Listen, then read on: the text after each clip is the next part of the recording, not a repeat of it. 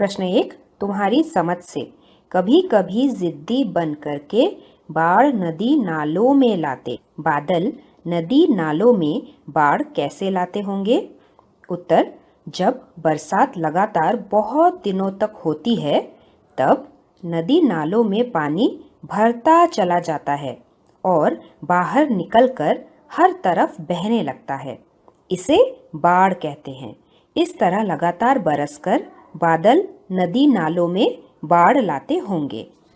प्रश्न 2, नहीं किसी की सुनते कुछ भी, ढोलक ढोल बजाते बादल। प्रश्न, बादल ढोल कैसे बजाते होंगे? उत्तर, जब बादल एक दूसरे से टकराते हैं तब बहुत जोर से गरजने की आवाज होती है। कवि इसी गर्जन को ढोल या ढोलक की आवाज बताते हैं और कल्पना करते हैं कि बादल ढोल बजाते हैं। प्रश्न 3, कुछ तो लगते हैं तूफानी, कुछ रह रह करते शैतानी। प्रश्न, बादल कैसी शैतानियां करते होंगे?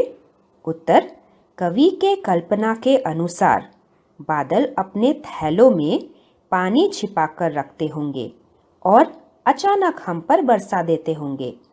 नंबर 2, वे गर्जन करके और बिजली चमकाकर हमको डराते होंगे। नंबर 3, वे कभी कभी हमारे पास आते हैं और जब हम उनको छूने की कोशिश करते हैं वो दूर भाग जाते हैं। अगला प्रश्न, कैसा कौन? जैसे यहाँ पे एग्जाम्पल दिया है, सूरज सी चमकीली थाली। जब गोल गोल थाली चमकती है तब वो एकदम सूरज जैसी चमकीली लगती है। कौन लगती है? थाली लगती है। वैसे ही हमें अन्य प्रश्नों के एग्जाम्पल्स लिखने हैं। अगला है चंदा सा। चंदा सा सफेद बल्ब। अगर आपके घर में एलईडी लाइट है तो वो कैसे चमकता है? व्हाइट कलर का, सफेद रंग का होता है। जब भी आप उसे ऑन करो तब वो चांद की तरह चमकता है। तो एक एग्जाम्पल हम लिख सकते हैं सफेद बल्ब। अगला है हाथी सा। हाथी सा भारी व्यक्ति।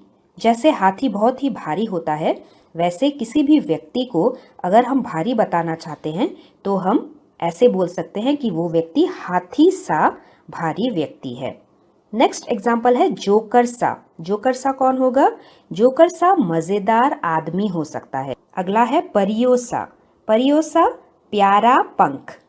गुब्बारे सा फूला मुंह, एकदम गोल मटोल। और आखिरी है ढोलक सा मोटा पेट। अगला है कविता से आगे। पहला प्रश्न, तूफान क्या होता है?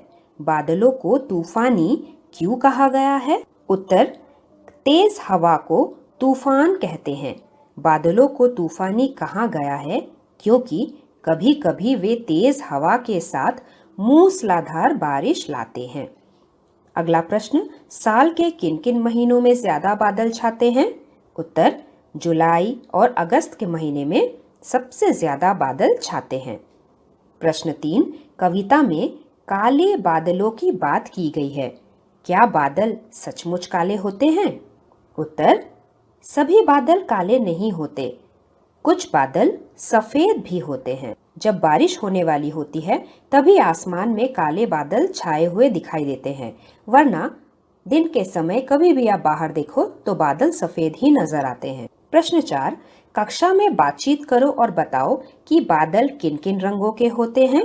उत्तर, बादल सफेद, काले और नारंगी रंग के भी दिखाई देते हैं। अगर आप सूर्यास्त यानी कि सनसेट के टाइम पे बादलों की तरफ देखेंगे तो आपको हल्के नारंगी रंग के बादल दिखाई देंगे। अगला है कैसे कैसे बादल। तरह तरह के बादलों के चित्र बनाओ। सबसे पहले काले काले डरावने बादल। दूसरा है गुब्बारे सा गालों वाला बादल। और तीसरा है हल्के फुल्के सुहाने बादल। इन चित्रों को आप अपने बुक में बना सकते हैं।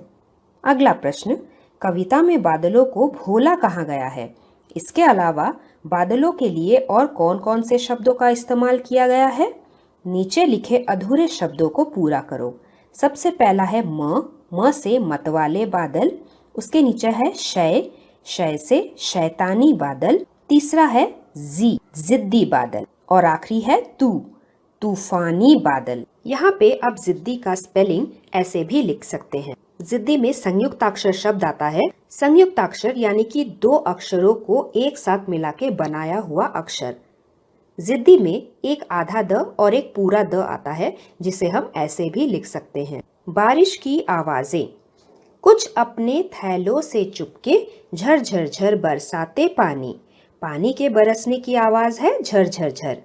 पानी बरसने की कुछ और आवाजें लिखो, जैसे झम झम झम, टप टप, रिमझिम रिमझिम या फिर टिप टिप, छप छप। ये भी पानी बरसने की आवाजें होते हैं।